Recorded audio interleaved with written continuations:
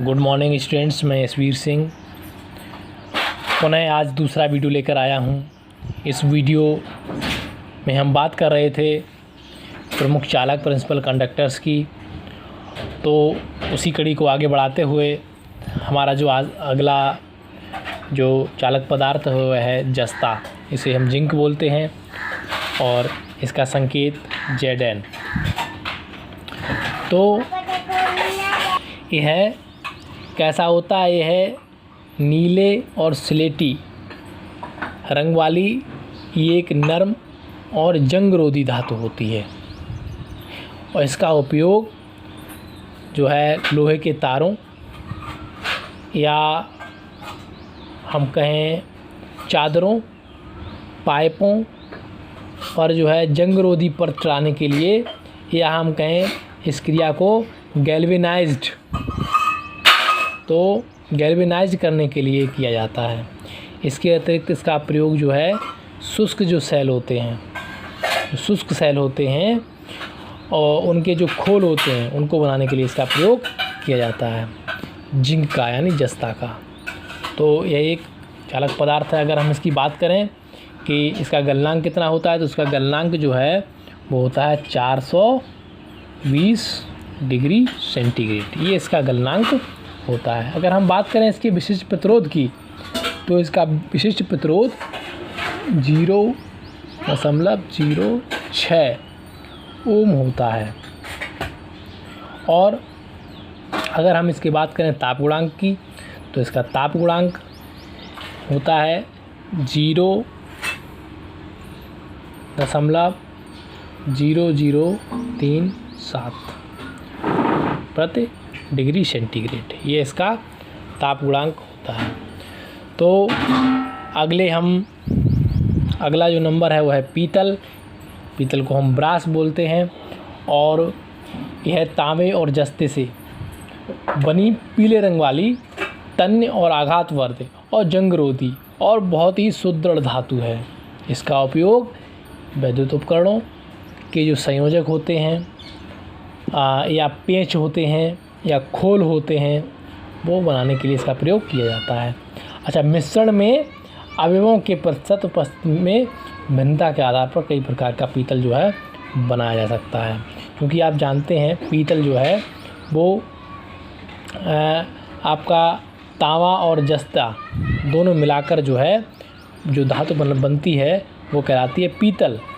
तो पीतल इनका जो है परसेंटेज अगर हम थोड़ा कम ज़्यादा कर दें, इनका जो आपस में मिक्सचर जो बनाया जाता है उसका तांबा और जिंक का, तो इनका जो इन्हें मिक्स किया जाता है, तो इनके अगर हम प्रतिशत में, इनके जो अनुपात में अगर हम थोड़ा कम ज़्यादा कर दें, तो फिर ये जो है जो पीतल जो धातु बनेगी इसकी कई तरह की बन जाती है।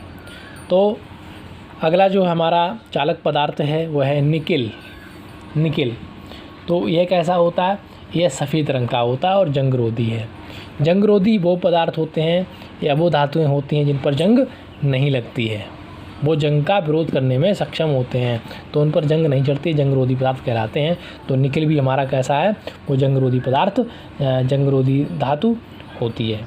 और इसका उपयोग करते कहाँ हैं? इसका उपयोग हम आयरन संचायक सेलों की जो प्लेटें बनती हैं, या हम कहें कि धात्विक वस्तुओं पर जंगरोधी पर चढ़ाने के लिए इसका प्रयोग किया जाता है। तो ये निकिल की कोटिंग की जाती है ताकि जंग ना लगे, और या फिर जो आपके वो बनते हैं सेल्स, बैटरी बनती हैं, तो उनके जो प्लेटें होती हैं वो भी निकिल की बनाई जाती हैं। तो ये भी एक प्रमुख चालक है। और अगले हम नंबर 9 जो हमारा प्रमुख चालक है वह है लोहा आयरन। तो लोहे के बारे में आप सभी जानते हैं, यह कैसा है? सुदृढ़ है, सस्ता है, सुलभ है, तन्य है, आघातवर्ध धातु है, और इसका विशिष्ट प्रतिरोध जो है वो तांबे के विशिष्ट प्रतिरोध के लगभग 8 गुना होता है। यानी इसका विशिष्ट प्रतिरोध वो कैसा होता है? ज़्यादा होता है। परंतु उसके अन्य गुणों के कारण इसका उपयोग टेलीफोन के तारों, अर्थ तारों एवं वैद्युत के उपकरणों की जो बॉडी होती है उसके लिए, उसको बनाने के लिए, या लेमिनेशन साल बनाने के लिए इसका प्रयोग किया जाता है। तो अगर हम इसकी बात करें कि इसका गलनांक कितना है, तो गलनांक इसका बहुत ऊंचा होता है।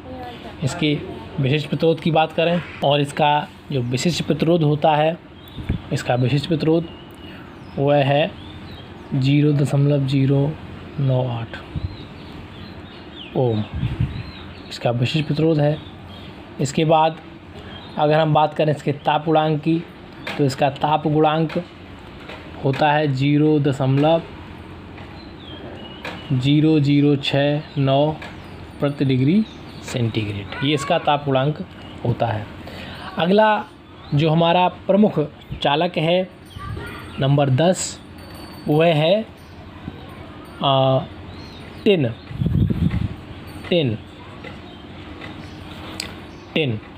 तो ये जो टिन है ये कैसा होता है, ये सफ़ेद है, ये अत्यधिक नर्म होता है और जंगरोधी धातु है। इसका सबसे ज़्यादा जो विशेष गुण है वो है नर्म, ये मुलायम होता है, जंगरोधी भी है और ये सफ़ेद होता है। इसका उपयोग शीशे के साथ, चूँकि शीशा भी एक चालक पदार्थ है और इसका प्रयोग जो है शीशे के साथ मिश्र धातु के रूप में फ्यूज़ तार, जो आपने देखा होगा फ्यूज़ जो बनते हैं तो उसका जो तार होता है फ्यूज़ तार, या सोल्डर आपने देखा होगा, जो एक जब सोल्डरिंग की जाती है तो एक वायर होता है, सोल्डर वायर उसको बोलते हैं, तो उसी के साथ सोल्डरिंग की जाती है, तो सोल्डर वायर जो है वो भी बनाया जाता है।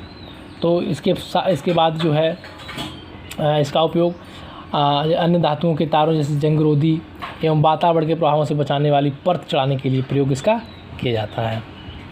और अगर हम बात करें इसके गलनांक की, तो इसका गलनांक होता है 232 degree centigrade. 232 degree centigrade tin का जो है गलनांक होता है। 232 डिग्री सेंटीग्रेड ताप पर यह गल जाएगा, लिक्विड में बदल जाएगा, तरल पदार्थ में बदल जाएगा। इसके बाद इसका अगर हम विशिष्ट प्रतिरोध की बात करें, तो इसका विशिष्ट प्रतिरोध 0.1158 ओम होता है और इसका ताप गुणांक जो है वो होता है 0.0051 प्रति डिग्री सेंटीग्रेड। ये इसका ताप गुणांक होता है। अगला जो हमारा प्रमुख चालक है वह है जर्मन सिल्वर। जर्मन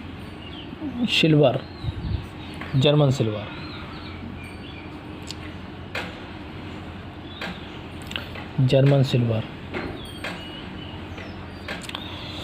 तो ये जर्मन सिल्वर जो होता है ये भी एक मिश्र धातु है। इसमें जो होता है मात्रा वो लगभग 60% तांबा यानी कि कॉपर, कितना 60%, और 15% निकिल, और इसके बाद लगभग 25% जस्ता, जिंक। इतनी धातुएं जो है मिला करके बनती है जर्मन सिल्वर। ये एक मिश्र धातु है। यह पीतल की अपेक्षा अधिक सुदृढ़, वातावरण परिवर्तनों के कम प्रभावित होने वाली धातु होती है और इसका उपयोग उच्च गुणवत्ता वाले उपकरणों में पीतल के स्थान पर किया जाता है।